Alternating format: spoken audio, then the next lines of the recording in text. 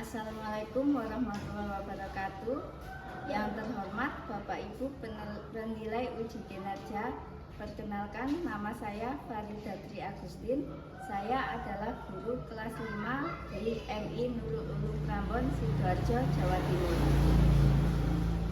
Sekaligus mahasiswi PPG dalam jabatan batch 1 tahun 2025 program studi guru kelas MI di LPTK IAIN Takengon, Aceh. Hari ini saya melaksanakan praktek pembelajaran uji kinerja pada siswa kelas 5 dengan materi sumber daya alam hayati dan non-hayati. Selamat menyaksikan. Wassalamualaikum warahmatullahi wabarakatuh.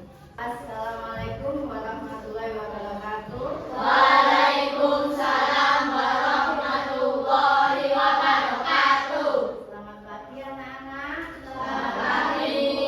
Apa kabar hari ini? Baik. Sehat semuanya? Sehat. Ada yang tidak masuk hari ini? Ada.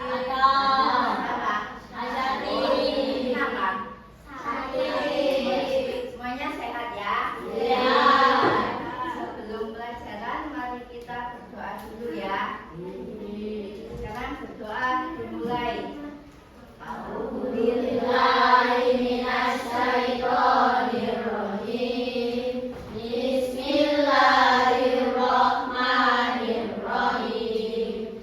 Raditu billahi rabbah wa bil islami dinan wa bi Muhammadin nabiyyan wa rasulah. Rabbi zidni ilman nafi'an warzuqni fahma.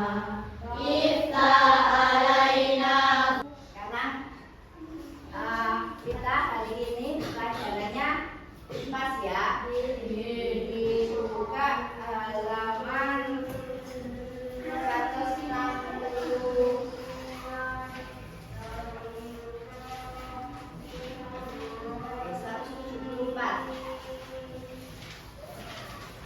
Halaman 174. Minggu kemarin, pertemuan kemarin kita telah membahas tentang flora dan fauna, sekarang flora dan fauna ya, sumber daya alam. Kalian tahu apa itu sumber daya alam? Benda apa? Sesuatu yang berasal dari alam. Kita hari ini akan membahas tentang macam-macam sumber daya alam. Dari sumber apa? Sumber daya alam hayati dan non hayati. Kemarin kan cuma pengertian dari sumber daya alam. Sekarang kita pembagian sumber daya alam. Kita punya video. Kalian lihat videonya ya.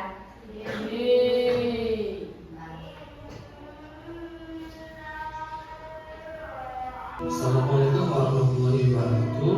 Hari ini kita akan belajar mengenai sumber daya alam. Dalam umum, sumber daya alam sangat bermanfaat bagi manusia. Mari kita bahas secara bersama-sama. Apa itu sumber daya alam? Sumber daya alam adalah segala sesuatu yang berasal dari alam yang dapat digunakan atau dimanfaatkan untuk memenuhi kebutuhan hidup manusia. Jadi, alam sangat bermanfaat bagi hidup manusia. Manfaat alam bagi kebutuhan manusia dibagi menjadi 3. Pertama, ada kebutuhan pangan sebagai bahan sumber makanan. Yang kedua, ada kebutuhan sandang sebagai bahan dasar membuat pakaian. Dan yang ketiga, ada kebutuhan papan sebagai bahan untuk membuat tempat tinggal. Selanjutnya, jenis-jenis sumber daya alam. Sumber daya alam dibagi menjadi 2. Yang pertama yaitu sumber daya alam dapat diperbaharui. Apa itu sumber daya alam dapat diperbaharui? Sumber daya alam dapat diperbaharui adalah sumber daya alam yang akan ada secara terus-menerus dan dapat cepat pulih kembali. Sumber daya alam dapat diperbaharui dibagi menjadi 2. Pertama, ada sumber daya alam hayati. Sumber daya alam hayati adalah sumber daya alam yang berasal dari makhluk hidup seperti tumbuhan, hewan, dan lain sebagainya.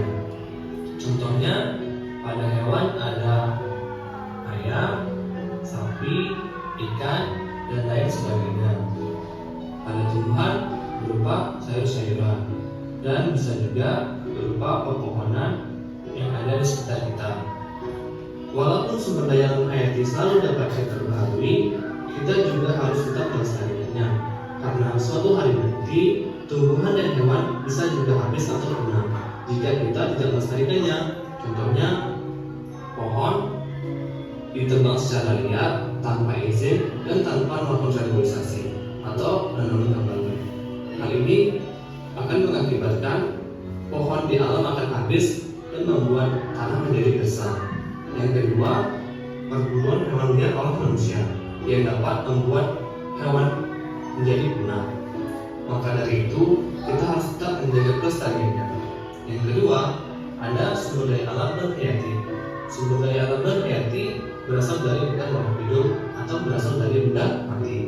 Contohnya, ada tanah, sinar matahari, dan air.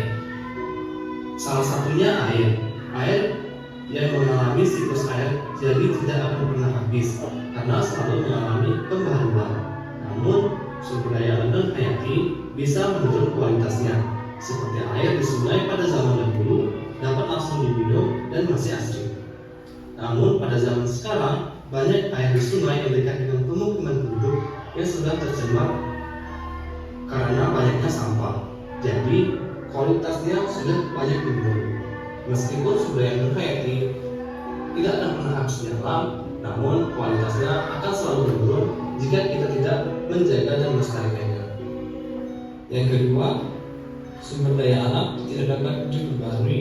Sumber daya alam tidak dapat diperbaharui adalah sumber daya alam yang dapat habis dan proses pembentukannya memerlukan waktu yang lama. Sumber daya alam tidak dapat diperbaharui dibedakan menjadi 3. Setelah kalian lihat video, sudah paham kan apa jenis-jenis dari sumber daya alam? Ada berapa sumber daya alam tadi? Ada 2. Ya, sumber daya alam diperbarui sama sumber daya alam yang tidak dapat diperbarui. Dari sumber alam yang dapat diperbarui, maksudnya apa?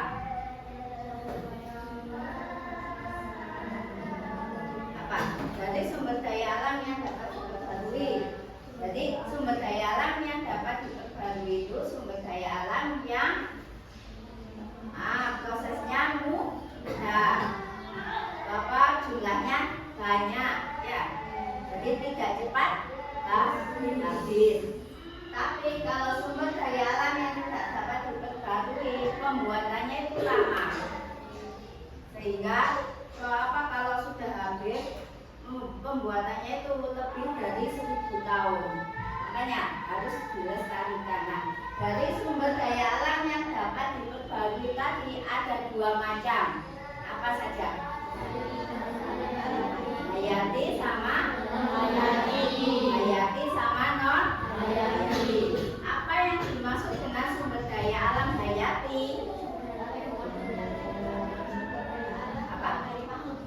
Berasal dari makhluk hidup. Contohnya hewan, tumbuhan, ya. Jadi kayak ayam, ikan, sapi, benar, itu sumber daya alam yang termasuk hayati, makhluk hidup. Kalau sumber daya alam non hayati,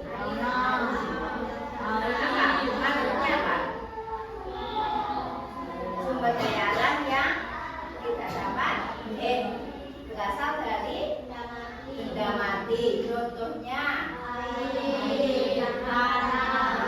air, tanah, matahari, ya, itu dari benda mati. Nah, dari keterangan di atas kita punya soal untuk kalian. Kalian buat kelompok, satu kelompok 5 anak.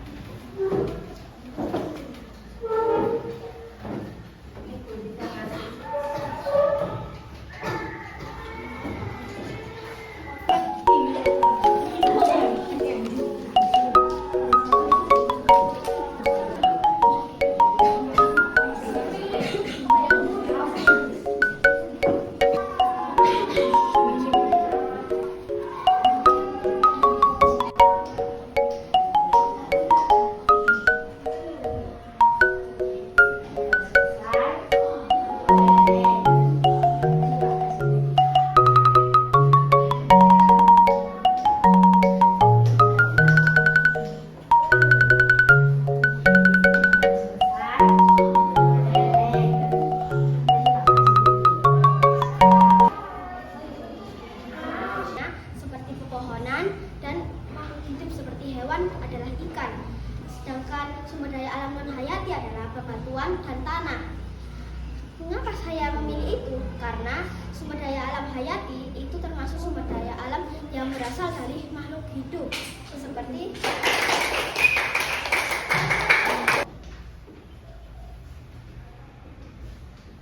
manfaat sumber daya. 2. Sebagai obat-obatan. 3. Sebagai bahan kosmetik. 4. Untuk manfaat sumber daya alam sebagai sumber bahan pangan, sebagai obat-obatan. Sudah tahu tadi kan apa sumber daya alam ada 2 macam ya. Sumber daya alam apa saja? Hayati dan non hayati. Sumber daya alam hayati. Nah, sumber daya alam yang berasal dari makhluk hidup. Kalau sumber daya alam non hayati Sudah mati. berasal dari benda mati.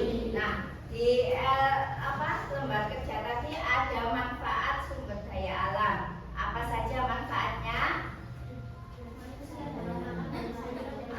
Untuk sandang, pangan, dan pakan atau bisa buat obat-obatan, ya. Terus buat alat kosmetik, ya. Terus buat apa saja? Membuat rumah juga bisa ya. Setelah itu di situ juga cara melestarikan sumber daya alam. Bagaimana cara melestarikan sumber daya alam? Tidak membuang sampah di sungai. Terus tidak menebang pohon sembarangan, merawat tanaman, ya. Dan apa lagi? Tidak membunuh hewan, atau reboisasi. Apa itu reboisasi? Penanaman kembali atau penghijauan kembali. Nah, setelah apa ini sudah selesai, minggu depan kita akan membahas tentang